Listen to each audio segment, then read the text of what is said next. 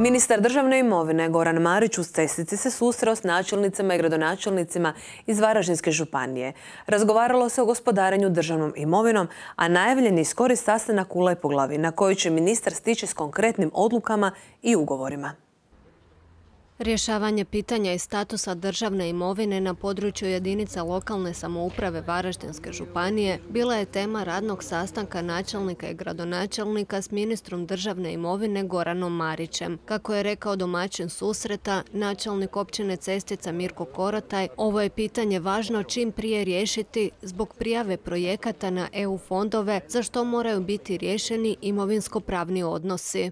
To po prvi put da je ministarstvo došlo na područje i zajedno sa načelnicima raspravljamo o predmetima koje treba brzo riješiti. Moram reći da je sastanak bio vrlo kvalitetan, konkretan i da očekujemo kroz mjesec dana konkretne rezultate. Mislim da je to jedna jako dobra komunikacija između ministarstva i jedinica lokalnih uprava i vjerujem da će toga biti još. Konkretno općina Cestica, park Križovljan grad gdje se javljamo na mjeru 8.5, vrijednost investicije 700.000 kuna. Vjerujemo da ćemo suglasnost dobiti u roku 14 dana. Isto tako i multifunkcionalni centar za manjine, odnosno romski centar u Vratno Gornjem. Dogovorili smo se za mjesec dana novi posjet u gradu Lepoglavi sa više od 10 donešenih odluka i ugovora.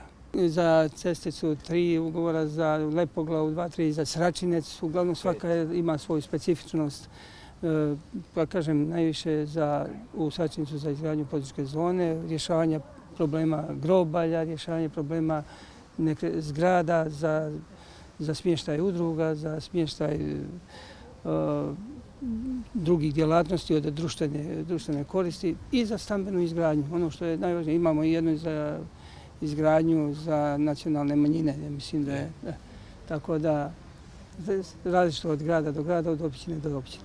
Domaćin sljedećeg susreta s ministrom Marićem, lepoglavski gradonačelnik Marijan Škvarić, očekuje rješavanje gorućih problema na koje gradska uprava ukazuje već više od 15 godina. U centru grada više od 70% površina u državnom je ili u vlasništvu biskupije, pa grad ne može njima upravljati. Novi zakon o upravljanju državnom imovinom omogućuje gradu da ministarstvu uputi 3 zahtjeva.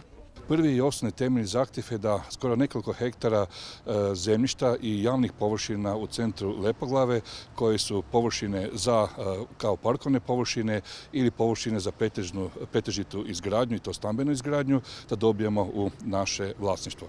Nažalost, čak i neki objekti koji su na tim česticama su već stari i derutni, treba će uložiti njih ili srušiti, ali naravno grad Lepoglav će znati što s time napraviti.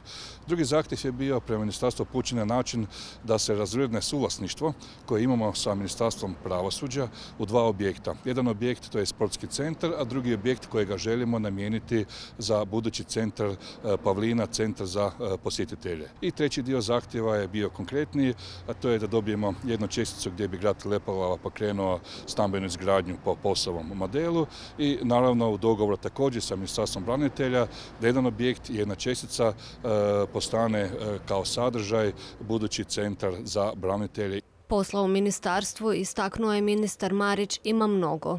Ima jako puno takvih nekretnina u ovom području, manje nego u drugim područjima Republike Hrvatske. Ovdje je ipak uređenje svih zemljišne knjige i utjecaj Austro-Ugarske ovdje vidljiv za razliku od nekih općina gdje ne postoje zemljišne knjige uopće. Nažalost, živimo u 21. stoljeću, a zemljišnih knjiga nema, ali radi se o nekretninama koje su zapuštene, koje nisu u funkciji i koje aktiviranjem takvih nekretnina jedinice lokalne samouprave će dobiti na vrijednosti, nešto će dobiti na darovanje, nešto mogu kupiti, neke nekretnine će biti u poduzetničke zone, aktivirane nešto u stambenu izgradnju, uglavnom sve je za razvoj jedinica lokalne samouprave i na dobrobit ljudi koji žive u svoju imovinu.